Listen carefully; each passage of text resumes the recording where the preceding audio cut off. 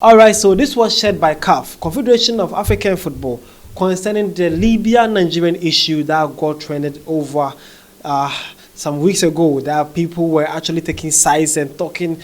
Everybody was there on their side. The CAF assured us that they will actually investigate the matter, and they have done the investigation and they have brought their concerns. Let's see what they said. Okay, so this is the CAF, what they say. So it says CAF Media. They released this. It says on 26 October 2024, CAF Disciplinary Board Media Statement on Libya versus Nigeria. So it says the CAF Disciplinary Board met to deliberate on the total engine CAF Africa Cup of Nations Morocco 2025 qualifier that was scheduled between Libya and Nigeria. The Disciplinary Board decided as follows. So these here are the steps that they decided on. So we have 4 points here. So we're going to discuss them. All right. So the number 1 point the CAF said is that Libya Football Federation was found to have breached Article 31 of the Total Engines CAF Africa Cup of Nations regulation, as well as Article 82-151 of the CAF Disciplinary Code. Point 2. The match number 87, Libya versus Nigeria, of the Total Energies CAF African Cup of Nations qualifiers 2025, scheduled to be played on 15th October 2024 in Bagas, is declared lost by forfeits by Libya by a score of 3-0.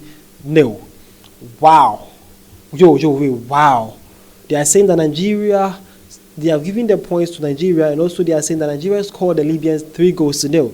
So who are the players that scored though? Who are you going to give the goals to? Which players are they going to give the goals to? Oh, that's fascinating. Oh, let's see. Number 3 on the point is that the Libya Football Federation is ordered to pay a fine of $50,000. The fine is to be paid within 60 days of notification of the present decision. Wow. And then lastly, they are saying all other and further motions or prayers for relief are dismissed.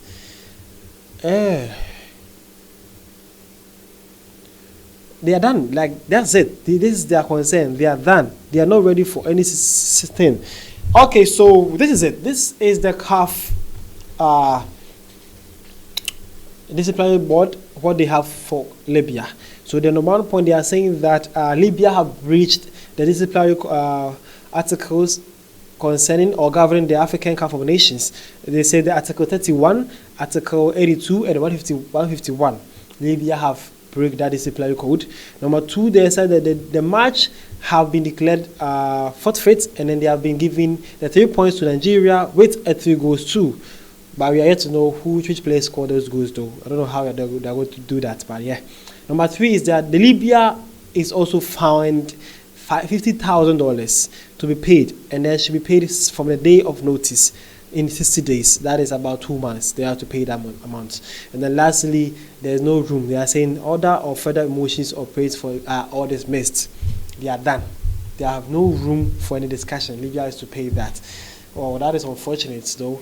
That is unfortunate. It's too sad this is happening in African football.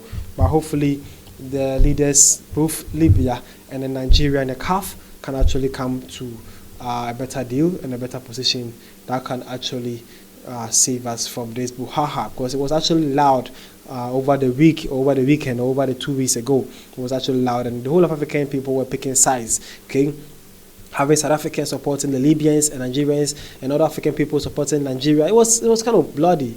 Yeah, it was actually kind of bloody out there. Yeah, and this was a bold step taken by the CAF too.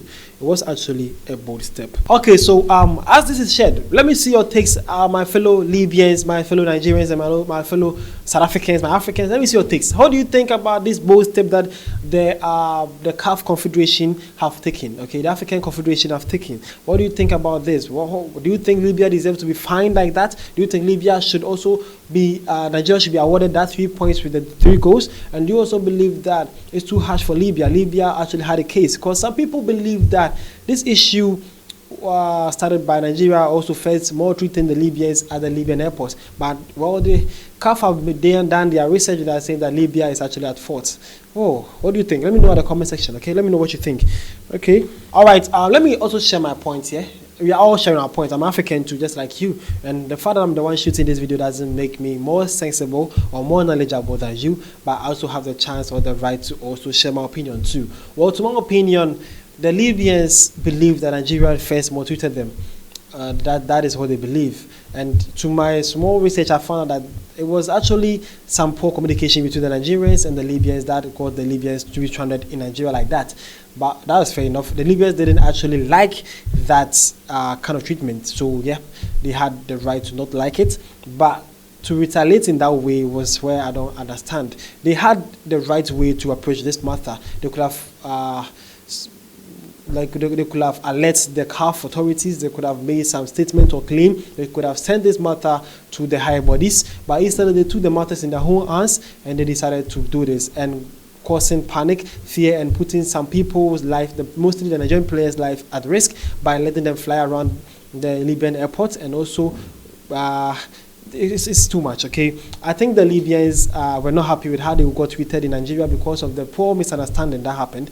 But they should have, from my point of view, they should have sent the matter to the higher bodies, to the CAF, or so that they can actually do something about it. Rather than putting the matters in their own hands, they decided to replicate or reverse that energy to Nigerians. That was not it, okay? And also, there are other some African people who are also complaining that Nigeria is fond of doing such thing. Mostly the South Africans. They are saying that Nigeria also treated them like that. Well, my South Africans, if you guys have a case like that, I think the best thing to do, you should join the Libyans and send this to the CAF bodies, and also Nigeria to be cautioned to also take care of the people and the players if they are to play in Nigeria. So, okay, so that Africa can have a balanced time and we can also improve our African communication and enjoy some African football. What do you guys think? This is actually my take though. You also have the right to share your take at the comment section. I'll be glad to watch it and also see what you think. But let's see some comments under the comment section when the CAF Confederation shared this at their CAF page on X. Okay, let's see. All right, so this is a South African. He says Libya must take this to a higher institution. Nigeria did the same thing to them when they were their away team. We stand with Libya during these tough times. Okay, that is South African standing by Libyans and saying that Libyans cannot or should not take this, and they should send this to a higher institution for more classification, because he believes it's not fair. Again, this one also says they want to kill our players by diverting their plan to another location. When the pilot had warned about the fuel shortage, this alone should attract a 2-year ban or more. A review of this judgment on Libyan Football Federation should be made. Wow, this is also a Nigerian. The man is saying that this is more, and then he want Libya to be banned. That is serious. Hopefully, the three parties though, Nigeria, Libya, and CAF, can actually have a better agreement, and then Libya can also show more evidences together with South Africa having their claims and send it to a high institution as they are saying, and then have a common goal so that we can actually solve this once and for all. Okay, that is the most important thing to do. This person is a Libyan. He is saying this is unfair to Libya. We have taken any actions on Nigeria's treatment too. We will appeal this decision. Okay, so exactly. Libyans, if you guys don't actually agree to this, you can actually appeal. This was what you needed to do. When you were being treated like that, the best thing you could have done was to really caution or send something like that to the CAF bodies. But you guys didn't. They put matters in your hands, and that is where you got it wrong. Okay, you got it so wrong. That part, I'm not going to side with you guys. You got it so wrong. So yeah, send this to high institutions, and hopefully there can be some common goal here. All right. This person also says Libya must take this forward. South Africa must also send its evidence as referral.